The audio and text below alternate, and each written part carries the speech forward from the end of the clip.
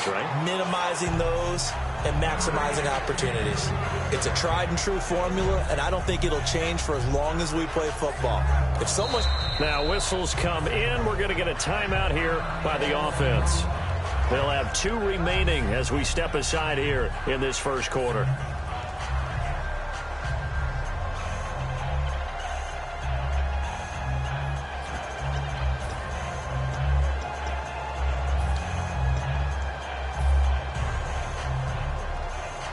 So it is 3rd down now, but less than a yard to go. They'll come out in the pistol. On 3rd and 1. And the pressure too much that time as Cousins goes down. And the defense coming through on 3rd down. A loss of 7 to bring up 4th. So it looks like the offense isn't going anywhere. They're going to go for it on 4th and 7. 1 receiver left, 3 to the right. They'll indeed go for it. It's Cousins. And it is incomplete. So certainly an interesting call there to go for it. And the Falcons will take control of the football in great field position. Atlanta now coming out on the field. And that last drive, a long drive. But not just that, they had a great air attack going. Do they stick with that? I would think that they would, because if they were confident enough to do it on the last drive, starting backed up in their own territory, why would you change anything? They've got to be confident about what they're presenting and continue to do so. Yeah, because the secondary, they really look clueless. And that was amazing because that drive went and went, no adjustments, and no big plays by the defense to knock the ball away. They'll say no gain on the play, so it was looking good, but nothing there, and now it's 3rd down and inches.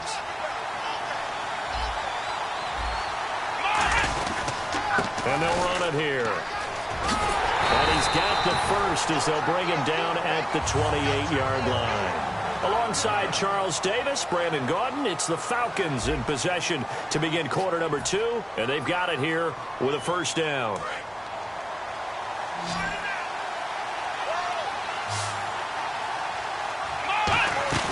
Now a play fake here on 1st down. Throwing middle, but it's incomplete. He was trying to find Deshaun Jackson that time. And that'll bring up 2nd down.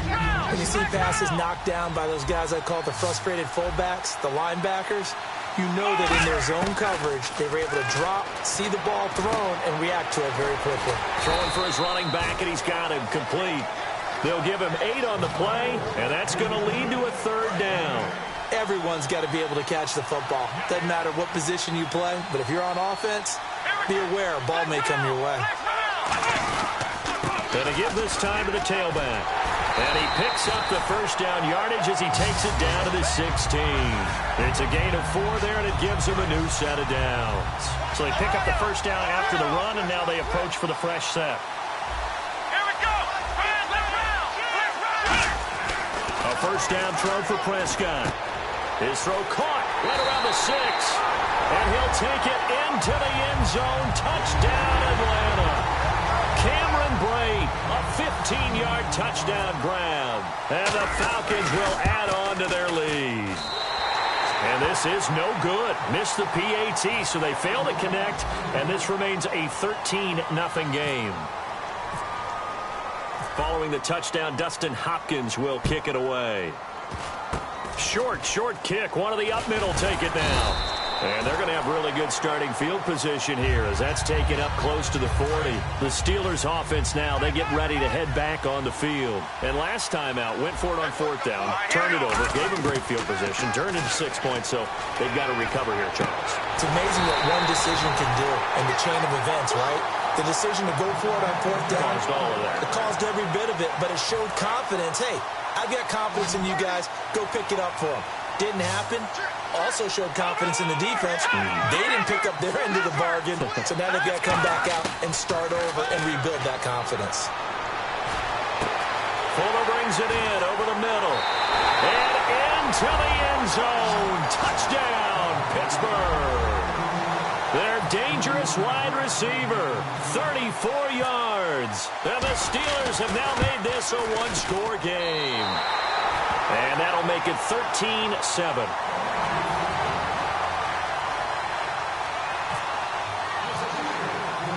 Coons on now to kick this one away following the score. fielded about a yard deep.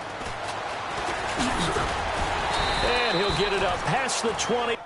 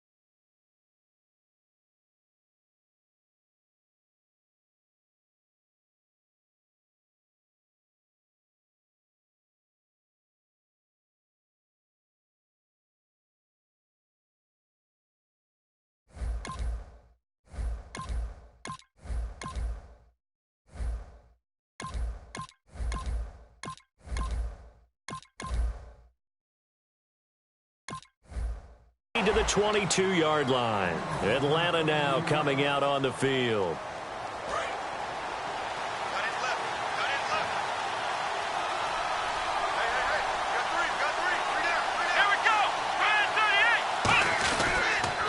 Now a handoff here to his running back.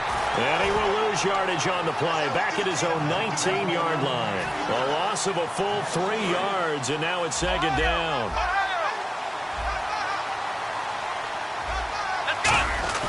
Second down, Prescott bringing it in, Jackson left side. It's a pickup of 12, and that'll set up a third down.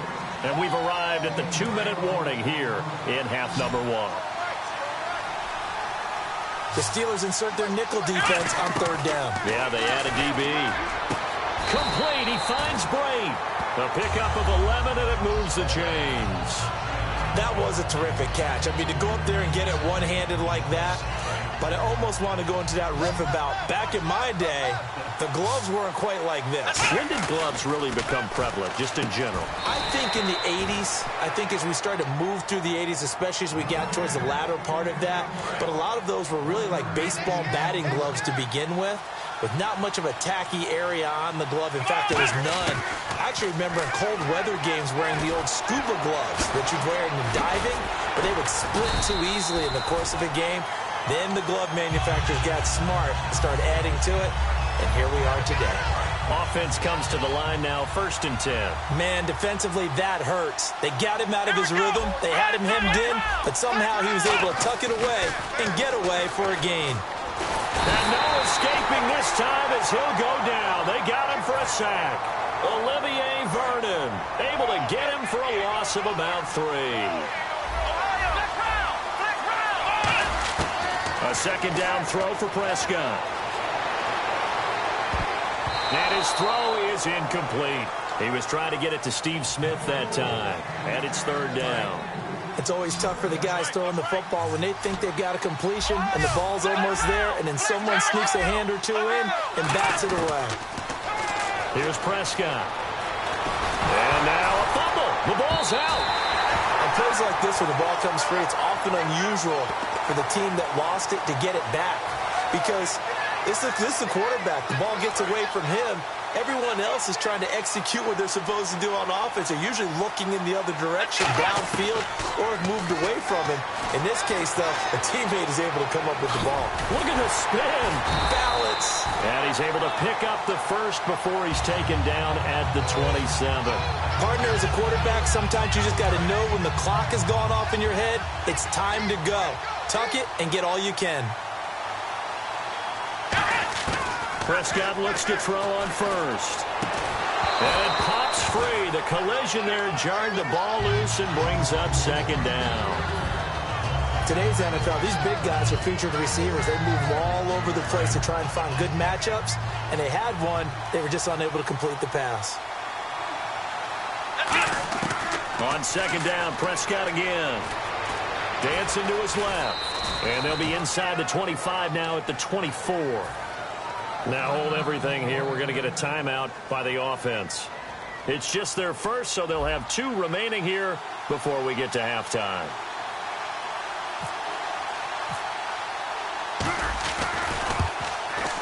And this one is no good. He missed it. And this score will stay right where it is. Everything looked good. Good snap, good hold. Sometimes, though, the ball just doesn't want to go where you want it. And this one winds up no good.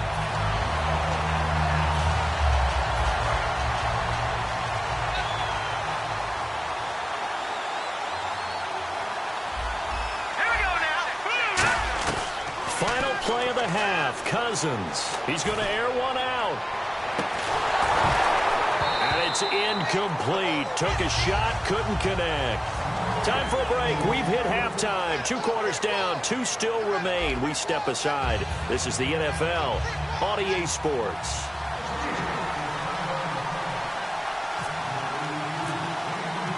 Both teams appear ready for the fight ahead, and we resume action here in quarter number 3. It's a short kick, taken at the 15. Stays on his feet. And he is going to be tackled at the 1-yard line. What a mess that was. Atlanta now coming out on the field. They have the lead. Now they'll be looking for some separation here as we begin the third quarter. I like the way you term that because now I think they go a little bit deeper into their playbook. They like what they did in the first half. That worked okay. But in order to get the separation that you just talked about, change things up a little bit. Change your tendencies. Try and hit them a little bit more with some things they didn't see in the first half. We'll see if they do just that.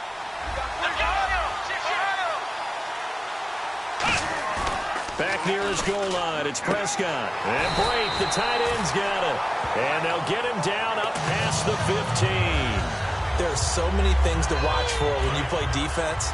And reading your keys, you always hear about that, and having your eyes in the right place. Sometimes your eyes can fool you. How about that play action there? That sprang the big guy, didn't it? Able to dump it over the top to him. They give him 4 yards there. It'll be 2nd and 6. Not a run that you're going to write home about, but still a good first down run. That's what an offense calls staying on schedule. 3 to 4 yards on first down, you're set up very well for the rest of the drive. Stepping up, he's going to keep it. That one goes for 13 yards, and it moves the sticks.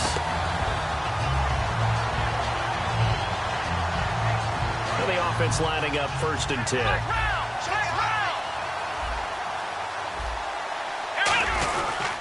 And they'll go with the ground attack here.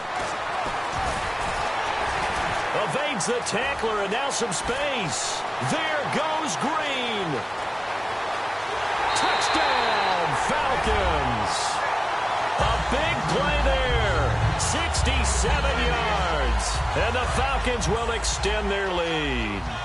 And on that long run, maybe the defense caught napping a little bit. The concentration level may not have been there. I agree with you on that one because those types of plays, when they result like that, they're almost like big bolts of lightning, aren't they? Whoosh, and off he goes. Following the touchdown, Dustin Hopkins will kick it away. This is fielded at the chalk of the 10. And nice work on the return as they'll start their drive just past the 30-yard line. A look at the offense now here coming back out on the road for their first possession of the second half. They're down in this game. A chance for the offense, though, to put something on the board, get some momentum here in half 2. Try and get things kick-started for them. And you know at the half, they discussed how they were going to get that done. This is where scripting comes into play a lot of the time. How many plays do you script coming out of the second half? Most of the time in the first half, you're scripting 12 to 16. I think in the second half, you're really scripting more like 8 to 10. Kind of a starter or an opener, whatever terminology they use. Just something to get you off to a quick start. Cousins. Fuller brings it in over the middle. Oftentimes he catches it. Really nice job rallying to him and stopping him for a minimal gain. Steps away to his left. And no escaping. Got him for a sack. And a play like that, with how far he had to go to make that sack, shows how athletic defensive ends have become in the NFL. And not just athletic, this is coached in a big way. Run to the football at all times. How about him never giving up on it and pursuing all? Odell Beckham Jr. and into the end zone. Touchdown.